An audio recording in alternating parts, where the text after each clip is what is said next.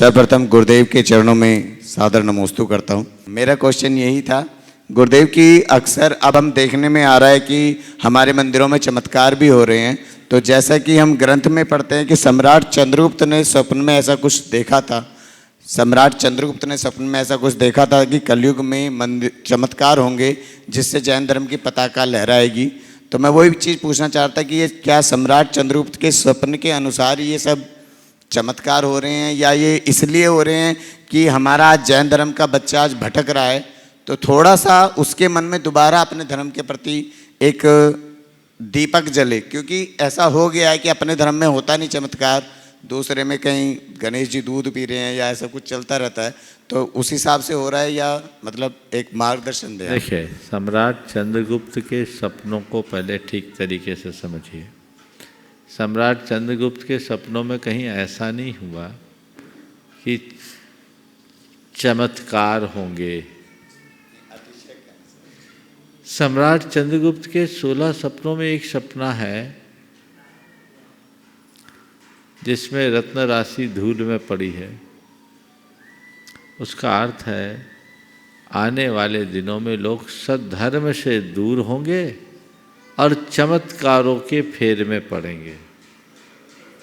समझ गए? चमत्कार को नमस्कार करने की प्रवृत्ति से वो गुजरेंगे।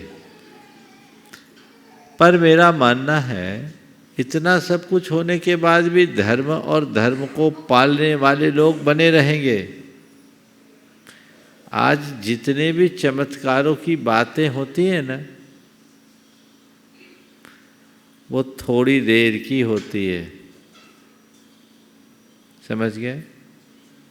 चमत्कार और धर्म को मैं 2 शब्दों से व्याख्यायित करना चाहूँगा, एक चहक और एक महक। चहक और महक। चहक क्या होती है? थोड़ी देर की चहक होती है, उसके बाद सब शांत हो जाता है। लेकिन जो महक होती है ना, वो पूरे वातावरण में घुल जाती है और लंबे समय तक बनी रहती है। अनुभव है ना? किसी बाग बगीचे के बाजू से निकलो तो सुबह शाम चहक मिलेगी, लेकिन महक 24 घंटे मिलती है। तो धर्म का प्रभाव दीर्घकालिक महक की तरह होता है और चमत्कार अल्पकालिक चहक है। और जितने जे बड़े बड़े चमत्कार वाले हैं ना, जब उनके गर्दिश के दिन आते तो कई तो सीखचों के भीतर गए हैं। हुआ है ना? तो हम पीढ़ियों को समझाएं कि थोथे चमत्कारों के चक्कर में मत पड़ो, अपनी चेतना को चमत्कृत करने का रास्ता अंगीकार करो। चमक लाने का मतलब है चित्त को निखारना। इन सब चीजों से अल्पकालिक संतुष्टि हो सकती है, पर प्रायः ये मन का वहम होता है। जब तक हम कारण कार्य व्यवस्था को नहीं समझते तब तक वस्तु स्वरूप का सम्यक श्रद्धान नहीं हो सकता, और जब तक वस्तु स्वरूप का सम्यक श्रद्धान नहीं होता तो हमारे जीवन का कल्याण नहीं होता। तो वस्तु के स्वरूप को जानो। हम चमत्कारों से प्रभावित जनता को बचाने के लिए नए चमत्कारों की रचना करें, मैं समझता हूँ ये रास्ता ठीक नहीं है। हमें चाहिए कि हम उन्हें सही रास्ता दिखाएं। एक आदमी के घर से शहर आने में बीच में शमशान पड़ता था। शमशान के नाम से डरता था क्योंकि उसको सुबह रात में देर रात में भी गुजरना होता था। किसी बाबा के पास पहुंचा, बोला कोई रास्ता बताओ। उनने एक ताबीज पकड़ा दिया कि ताबीज पहन ले, तेरे को कोई डर नहीं लगेगा, बस एक बात का ध्यान रखना, ताबीज कभी गिरे नहीं। ताबीज जब तक तेरे गले में रहेगी तुझे कोई डर नहीं लगेगा, ध्यान रखना कि ताबीज कभी गिरे नहीं। 2 महीने बाद फिर आया। बोले क्यों, क्या बात हो गई, फिर क्यों आ गए? बोले महाराज, शमशान का डर तो चला गया पर ताबीज न गिर जाए इसका डर आ गया। तो ताबीज ना गिरे ये डर है। व्यक्ति को अंदर से निडर बनाओगे तो कुछ भी लटकाने की जरूरत नहीं होगी, और नहीं तो लटके ही रहोगे। समझ गए? तो सीधा रास्ता, अध्यात्म का प्रचार करो, अंधविश्वासों का नहीं।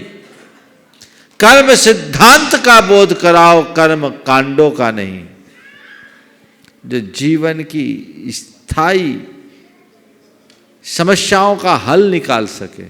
देखो, एक सज्जन जिन्होंने, थोड़ा लंबा ले रहा हूँ चूँकि ये विषय बहुत उपयोगी है, बड़े कारोबारी थे, बड़े उद्यमी थे, लेकिन उनने कुछ गलत निर्णय लिया, ओवर एस्टिमेट काम किया, व्यापार बिल्कुल चौपट हो गया। गवर्नमेंट की कुछ पॉलिसीज भी बदली, उससे एकदम कहते हैं ना कि अंधेरा आता है तो 10 दिशाओं से आता है, चारों खाने चित्त है। कई जगह गए ऐसी स्थिति में, पर अब होना क्या है, जिसने जो पूजा बोला सो पूजा कर दी, जो पाठ बोला सो पाठ करवा दिया, जहाँ दान चढ़ाने के लिए गया दान। उस आदमी के 1.5-2 करोड़ रुपया इसमें भी फूंक गए। मैं यहीं सम्मेद शिखर जी में था, सन 2014 में वो व्यक्ति मेरे पास आया, जुड़ा तो था, लेकिन उसको पता था कि महाराज के पास ये सब कोई पुड़िया है नहीं, तो मेरे पास काहे को आएगा कोई, और आना भी मत। वो जब हार कर आया, फक के रोने लगा कि महाराज कोई रास्ता बताओ, मन करता है सुसाइड कर लो। मैंने कहा, देख भाई, तेरी समस्या को दूर करने का कोई साधन मेरे पास नहीं है, पर तुम चाहोगे तो तुम्हारे दिमाग का बोझ मैं अभी उतार सकता हूं। बोला, महाराज वही चाहिए, आप हल्का कर दीजिए।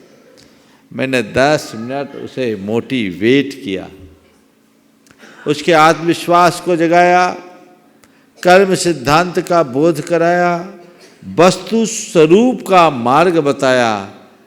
मुरझाया हुआ चेहरा देखते ही देखते खिल गया, और मैंने जो रास्ता बताया, मैंने कहा, तुम्हें चिंता क्या करना है, सब कुछ खो जाने के बाद भी तुमने अपने कैरियर की शुरुआत कहाँ से की थी? बोले 500 रुपये से। बोले आज क्या है? बोले उससे अच्छे हैं। हमने बोला तुम्हारे पास और कुछ नहीं, तुम्हारे बेटे? बोले हाँ महाराज, दोनों बेटे पढ़े लिखे, चार्टर्ड अकाउंटेंट है। हम बोले यही तुम्हें कमा करके खिला देगा, कम से कम इतना तो है, जो खोया उसे भूल जाओ, जो बचा उसे संभाल लो।